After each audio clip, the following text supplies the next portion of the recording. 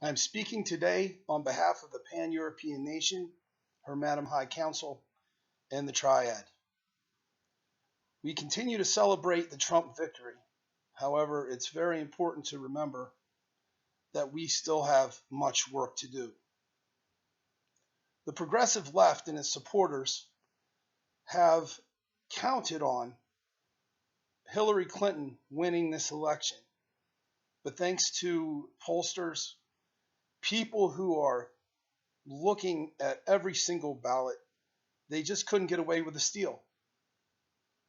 They tried, they banked on it. And if you think that the powers that be, the globalists, are going to take this lying down, well, you have another thing coming. We have our work cut out for us. More importantly, Mr. Trump has his work cut out for him. During this time, between now and the day he takes office, the progressive left and the global cabal are going to be hard at work trying to deal with his presidency. This isn't a game of checkers. This is chess. We are in for a very long haul. They have invested billions, trillions, and they have just as much to lose. And if you think that they're not sitting down around a table right now deciding just how they're going to undo Trump's decisions, well, man, you got to wake up. They have a lot to lose by way of the Trans-Pacific Partnership. NAFTA is going to be gone. Mexico, I'm sure, is shitting their pants right now.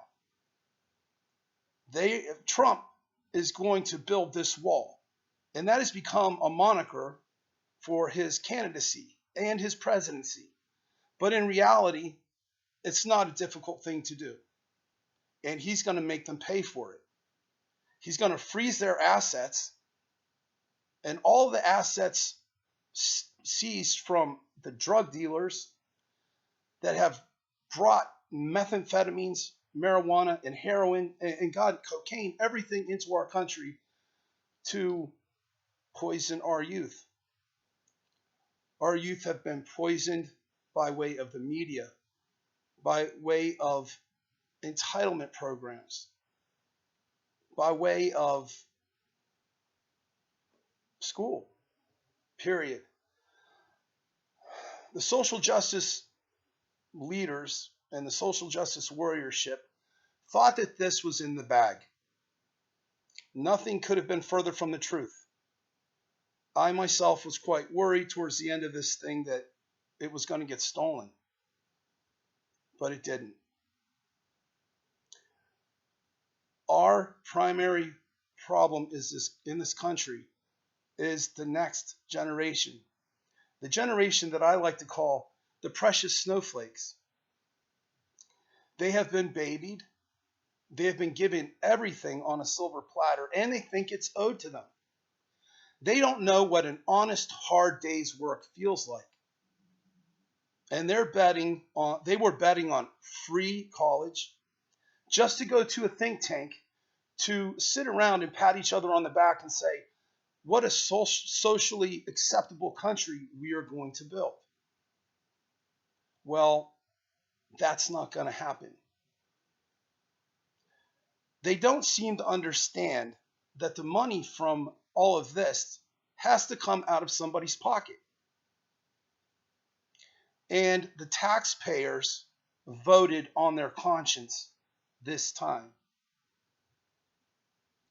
And when the taxpayers speak, unfortunately, or fortunately, the world has to listen. This movement, which is purely nationalistic in form, has started with Brexit, now the United States, and the far-right leaders of Europe are next. The Muslims and the immigrants are going to be sent home. And people say to me, well, what about all the women and children, and they're suffering and they're sick? Look, man, I went over there on my own dime, my own plane ticket. I went from city to city to city every day. I went into the Cali migrant camp. These people are military-aged men. They're not coming for jobs. They're coming to sit it out on the dole. It's not like we're importing, even here in the United States, it's not like we're importing doctors and lawyers, people with an education. These people are well into their lives. They have no idea what it means to learn, let alone work. So goodbye to them. The migrants in this country, we need some, we don't need the others. The Cubans and the Mexicans and other people from the second and third world nations that come here to work, that I've seen firsthand, turn down public assistance and just want a job. They just want to take care of their families. They have women and children in tow.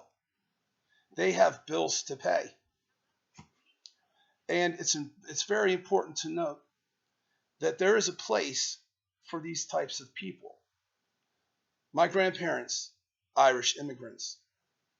The neighborhood that I grew up in was Irish and Italian. All immigrants that came here to work, to pay bills, to build a life, and to teach their children what it means to be free. So we have a responsibility as thinking people that we cannot discount every single person. We cannot try and make this country isolated and purely nationalistic. We should pick our friends. We should pick our enemies. We should vet. We are going to vet the incoming migrants from everywhere. And these guys that have been sitting around on the dole getting free housing while our vets are sick and dying in the street, homeless, well, they got to go. The end of the social justice warriorship empire is over. But it's important to remember that the job has just begun. The Pan-European Alliance is going to seek to methodically work with groups around the world to bring people together, like-minded and nationalistic, to straighten the issues out. We have the South Africans, who are very close to my heart. Some of them are doing very well. Some of them are not doing so well. The children and their parents are sitting in squatter camps, Durban, Pretoria, Johannesburg, Cape Town. They are not allowed to have jobs.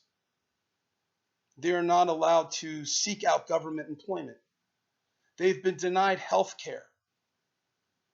These people have experienced firsthand what the social communist agenda has in store for the rest of the world. If you want to see the outcome of what it would be like if the socialist left agenda were to reach its climax, you have but to look at South Africa. Rhodesia, which is now Zimbabwe, you just have to look there and see the suffering. See their currency dive into valueless nothingness. South Africa's credit is being reduced to junk bonds, junk credit for the first time in the history of the country. If you ever ask this question to yourself, are we on the right road? Are we doing the right thing? Is it good to educate our children as to who they are? Is it good to draw the line? To say not everyone is the same? To say we need borders? To say we need pride in their country, in our country, The answer to those questions are a resounding yes. I woke up yesterday morning, and for the first time in a very long time, I looked in the mirror and I said to myself, it's good to be an American again. And I hope you feel the same way. God bless America, and God bless Donald Trump.